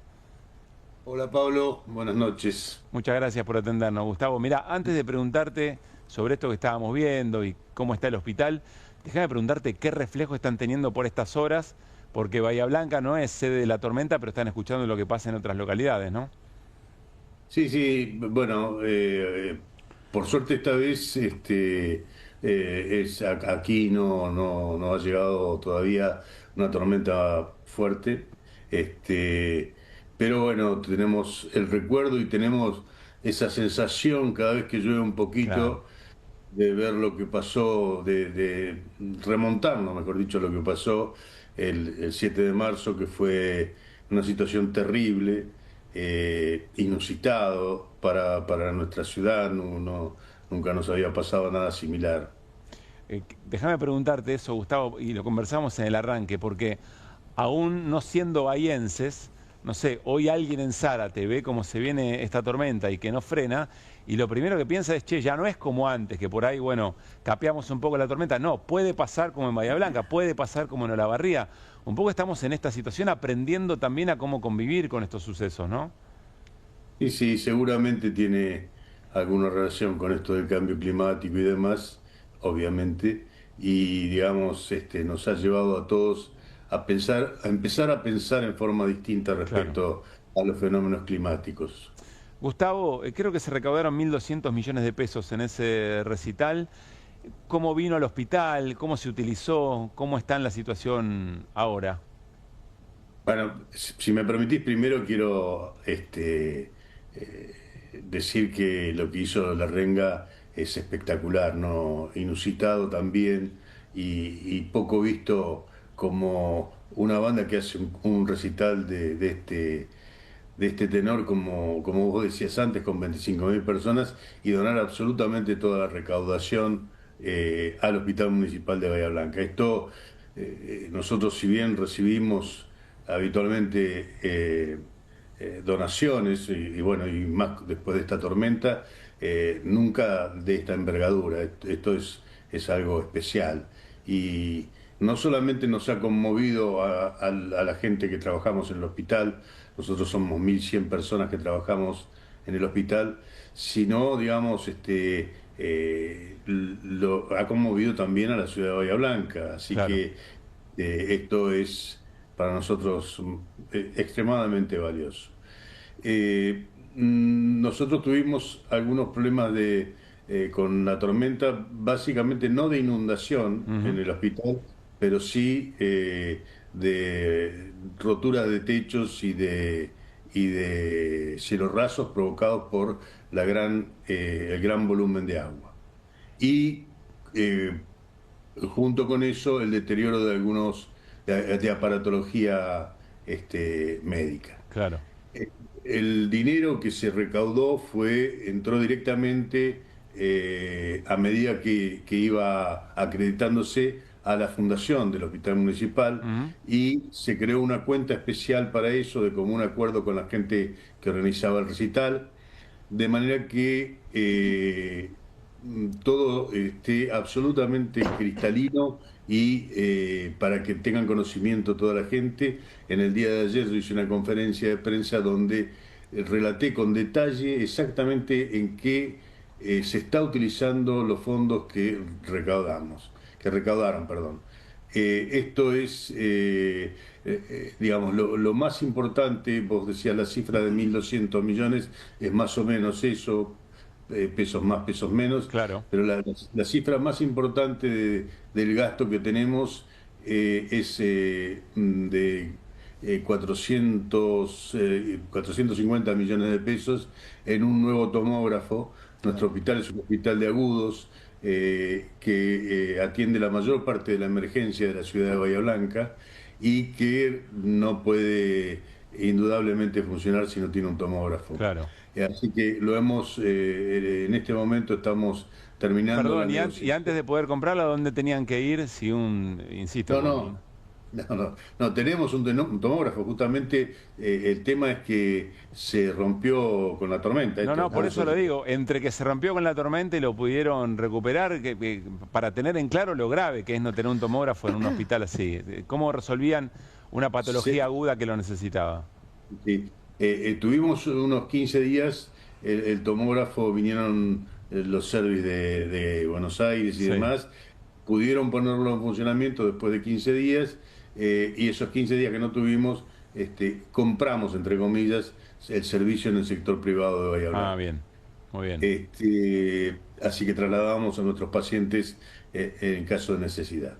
El tomógrafo nuevo lo vamos a tener, estimamos que para fines de agosto, y bueno, otros 200 y pico millones de pesos, hablo de las cifras más grandes, fueron utilizadas para la reparación de mamposterías, techos, pisos que se deterioraron en forma muy importante durante la tormenta. Gustavo, déjame preguntarte cómo cambia evidentemente la solidaridad sirve, ¿no? Quiero preguntarte qué impacto tiene sobre la comunidad cuando suceden hechos de estas características. Es decir, si cambia algo, cuando lo mancomunado termina demostrando qué es lo que efectivamente nos saca a flote, ¿cómo impactó en el ánimo de la comunidad del hospital? No, fantástico, digamos, todo el mundo está, como te decía antes, conmocionado por un lado y emocionado por el otro lado, porque no es solamente el tema de la plata en sí mismo, sino de la actitud. Es una actitud valiosísima la de la Renga, realmente supera cualquier expectativa, porque han hecho un esfuerzo muy importante, como se hace habitualmente en este tipo de recitales, pero donaron toda la recaudación. Esto realmente le da un valor especial. La gente en el hospital ha respondido maravillosamente. Muchos de los arreglos que hemos ido haciendo este tiempo lo hemos hecho con el personal de nuestro hospital, que ha tenido una actitud valiosísima también.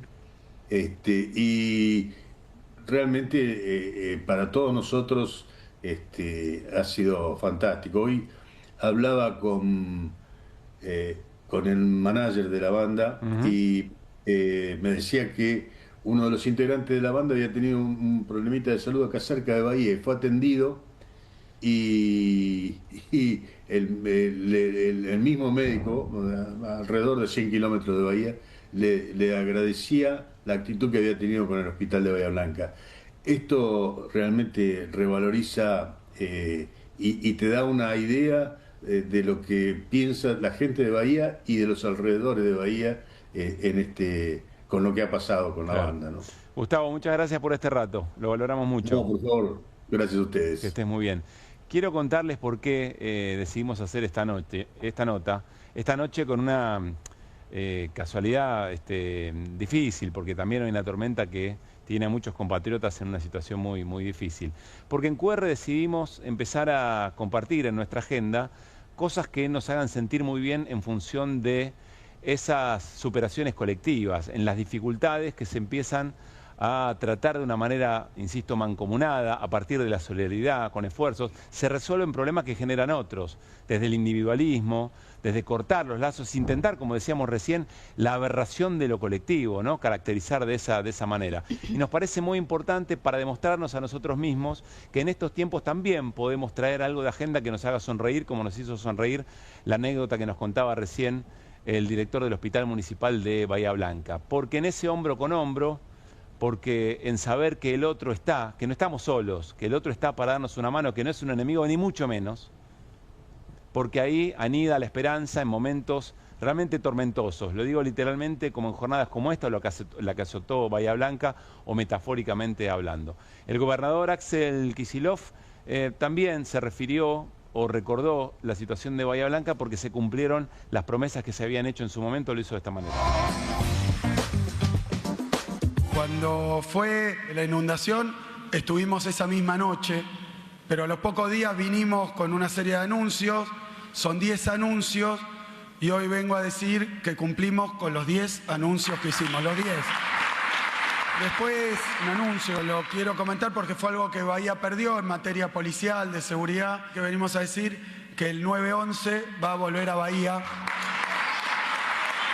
Quiero decir que nosotros ya teníamos un plan de obras hidráulicas por la falta de agua, ¿no? Que eran las que tienen que ver con el agua potable en Bahía, que ha sido siempre un problema histórico. Las obras de agua para Bahía, las hidráulicas, continúan todas y se ha puesto en marcha ahora la última que nos faltaba, son 179.000 millones de pesos en obras. Luego, mediano plazo, es la readecuación del Canal Maldonado. Ya vamos a poner en marcha lo que serían obras que triplican el caudal original, que permiten pasar de 300 metros cúbicos por segundo a 900 metros cúbicos por segundo. Es una obra para los próximos 100 años de Bahía Blanca. Tal como habíamos comprometido, seguimos trabajando para recuperarnos de esta inundación acá en Bahía, para que además podamos impedir y prevenir nuevas inundaciones, y por último con obras históricas que nunca se habían abordado, que son las de la tercera etapa. Estamos de vuelta acá, estuvimos en ese primer tornado, lo llamo yo, bueno, en ese primer hecho climático tan particular. Estuvimos de vuelta acompañando a Bahía con los recursos que tenemos en una situación como la que hay hoy, que el país entero está con dificultades para ejecutar obra pública. Estuvimos de vuelta, estamos hoy para hacer seguimiento y nuevos anuncios. Me animo a decir a esta altura, estamos siempre al lado de Bahía Blanca. Muchas gracias. Bueno, ahí tendrán que ir otra vez la provincia de Buenos Aires y tantos intendentes e intendentas a cubrir lo que está pasando en este momento, con ese espíritu de respuesta, entendiendo lo que significa el Estado en momentos como este. Nos vamos a ir a una tanda y cuando volvemos vamos a comparar un domingo de elección. ¿Cuánto costaba en las elecciones del 21, legislativa del 21, y cuánto cuesta este domingo en las legislativas en la Ciudad de Buenos Aires que se van a realizar el domingo? Ya venimos. Es Credinauta. Eduardo también. Y Luis y Mercedes y Pablo son Credinautas. Ellos y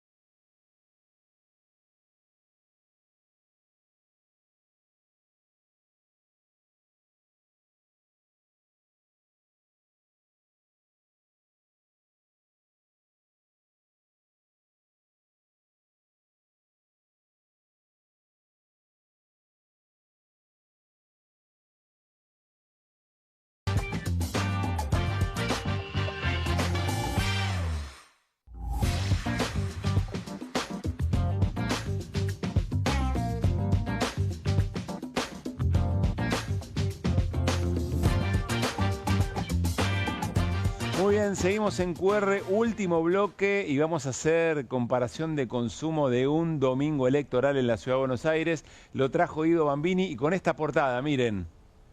Rúcula inflamatoria, muy bueno. Grande, Mache. El detalle acá está bárbaro. No había visto eso. Bueno. ¿Quién se refleja en el cuchillo? Ella. Cari, Claro. la jefa. La jefa. Esa mirada es inconfundible, ¿eh? Te digo que está para la película de... Este está mal de la cabeza. ¿eh? Sí. Un ojazo. Guido Bambini se llama. No, porque me van a... Nada que ver. Y Mache Fernández. Y Mache González en nuestra producción audiovisual. Le quiero mandar un saludo a María Cabrejas también. Gracias. Laburando espectacular todo el equipo de producción de QR. Muchísimas gracias por eso. Bueno, rúcula inflamatoria. Vamos a darle contenido a esto. ¿Y tiene que ver con qué, Guido?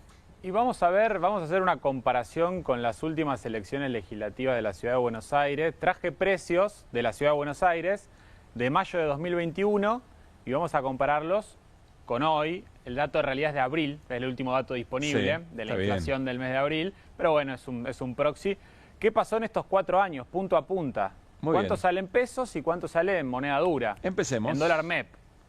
A ver, arrancamos por asado, mediodía. Claro, pero pará, te juntás antes de ir a votar. Sí. Un asadito te comes con tu familia. ¿Quién pudiera? Bueno, Pero sí, vamos a ver cómo están los datos. En términos de anhelo, está muy bien. Bueno, sí, asado al mediodía. Podés haber ido a votar antes, podés ir a votar después. Si estás con un asado, anda antes, porque después te da un poco de fiaca y hay que ir a votar. Bien. Arrancamos con un kilito de pan. Vamos a leerlo en dólares para poder hacer la comparación. Dólar MEP.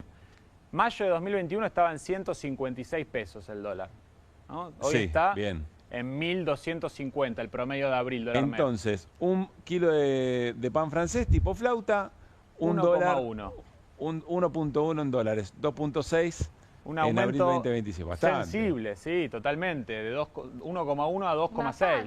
Sí. A ver el asado. Mirá esto, 614 pesos el kilo, 3.9 dólares.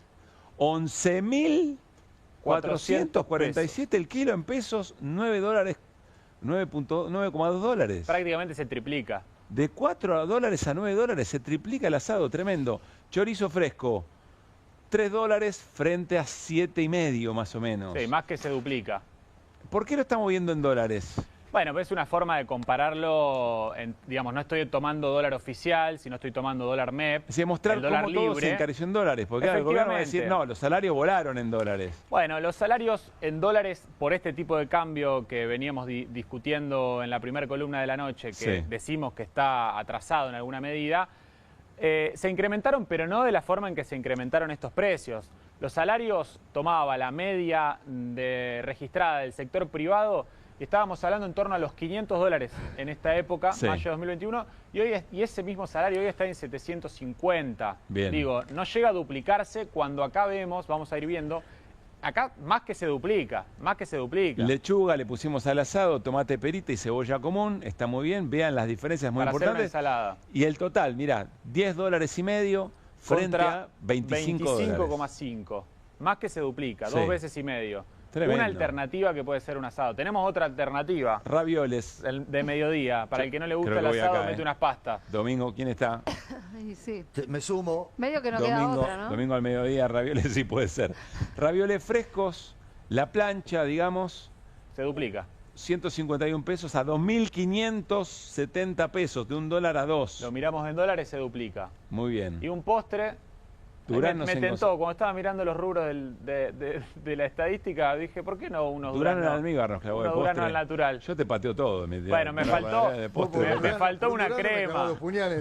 Una crema y un dulce de leche me faltó. En Rosario se come mucho. Está muy bien, sí, muy bien. Bueno, $1 a 2, también se duplicó. También se duplicó. Bueno, hasta ahora todo se duplicó, más que duplicó en dólares. Sí. Y pasamos, bueno, para la tarde, ¿no? Ya fuiste a votar. Las facturas, la docena de facturas. En las legislativas, domingo de legislativas en el 2021, 322 pesos frente a 8.000 mangos. Mirá lo que cuesta una docena. Esto es dato de Ciudad de Buenos Aires, ¿eh? ¡Wow! Tremendo. De abril de 2026. De $2 a 6,5. Es mucho. De $2 a 6,5 prácticamente. Esta comparación no la venimos viendo, en tanta semana electoral, tanto análisis electoral. Esta es la que vale en definitiva. Bueno, ahora ganamos un montón más de plata en dólares, ¿no? Claro, es lo que... No tanto, toda factura. Claro, no te creas que tanto. Siempre no, el ya tema sé, es... pero es lo que dice el presidente. Sí. Claro, siempre... Bueno, vamos con la bebida y terminamos. Vamos con la bebida. No, y tenemos... Para la noche dejamos los aumentos más siderales. Bueno, vino en tetra te sirvió, Mariano. Claro, ese es el que toma el Instituto de Estadística de la ciudad. Ah, muy bien. Así que no me cuentes a mí. Está bien. 113 pesos por litro a 2.100. Claro, casi también. 70 centavos de dólar a $1.70. La cerveza en botella, 144 pesos, $1, 3.260 pesos, $2.50. Y una gaseosa cola en base plástico de 2 litros 25, 135 pesos a 2.800 mangos. Sí, esto internacionalmente está caro. Y miren dólares. Estos productos internacionalmente medidos en dólares están caros, están carísimos, ¿no? El índice Big Mac, sí. El otro día veía, estamos en el segundo o tercer lugar. Primero Suiza, creo que tercero Argentina, en términos de moneda dura, cuán caro estamos. Tremendo. Y vamos para lo último, para domingo la noche. a la noche. Yo acá ya quiero que te vayas, Mariano. Ya no te estoy bancando tanto. Igual te voy a decir algo. Te invito a comer, te invito a la factura. Voy a decir algo. Sí. Todo lo que está haciendo es un acting, porque él viene a casa. Yo no voy a la de él. Porque yo tengo terracita. Es verdad. Él viene a casa, yo no voy a la Una de vez él. viniste, en pandemia hicimos el programa desde casa. Pero bueno. Totalmente. Bueno, porque no tenía internet. Empanadas, tenés razón. Empanadas, docena de empanadas, 830 pesos frente a 22 lucas. Estamos hablando para llevar, terrible, ¿no? $17, de 5 a $17. Sí, se triplicó. Y la pizza, una grande, 476 pesos, 15 lucas la grande. Se cuadruplicó. Son las más caras del mundo, evidentemente, ¿no? De 3 a 12 euros se triplica, se cuadruplica. Se cuadruplica sí. Hacía la suma de todos los rubros que vimos y estamos hablando de 25 contra $72. Ahora, se triplica. Chisito, si los salarios se hubieran acompañado, bueno, qué sé yo. Pero claro, los salarios no acompañaron esto. El tema es que todavía Argentina no tiene la productividad que tienen otras economías del mundo, como la Suiza, para bancar sueldos en dólares tan altos como, digamos, los que se adecuarían a estos precios. El problema es que los precios están mal. Digo, no. Claro. En este reordenamiento de precios relativos parece que se olvidaron del salario, que también es un precio relativo, y no acompañó esta forma de triplicar que veíamos con igual el correr en el de las 20, placas. esto también es parte del gobierno anterior, ¿no? El 2021, 2025 es parte del gobierno anterior, o sea, no solo achacable a Milei. Ahora, el 2021 al 2023 se acompañaba con el crecimiento de los salarios. Claro. La inflación era un gran problema. La inflación era un problema, la inflación era una calamidad, pero había un acompañamiento con los salarios, por lo menos de los empleados registrados, los otros más o menos se la rebuscaban. Ahora, el problema es lo que ocurrió a partir de la asunción de Milei con el salario. Así es. Sí, sí, claramente, en el gobierno anterior fueron los no registrados los que más perdieron. En la actualidad, y lo vemos permanentemente todos los días, efectivamente los registrados públicos, privados y los no registrados han perdido en términos reales. Gran portada, Mache. Mache González, insistimos, gran portada, el autor de la portada de hoy, Guido. Guido el ideólogo. Sí. Ahora, no, hacete cargo, hermano. Bueno, gracias, Guido, abrazo grande, Iri, abrazo, Mariano. El domingo, porteños y porteñas a votar, es un acto muy, muy importante, así que vamos a cumplir con esa obligación y estaremos el lunes, por supuesto, analizando, seguramente discutiendo el sentido del voto, ¿no? Discutiendo el sentido de esa elección. Gran abrazo y mucha fuerza a las personas que están sufriendo este temporal y desde ya saben que no están solos ni solas, que habrá mucha solidaridad, para el momento de reconstruir lo que haya que reconstruir. Gran abrazo al equipo de producción de QR y también al equipo técnico de Bravo TV que nos acompaña, que hace mucho esfuerzo noche a noche para que podamos hacer un programa realmente muy, muy digno. Buen fin de semana, nos reencontramos el lunes.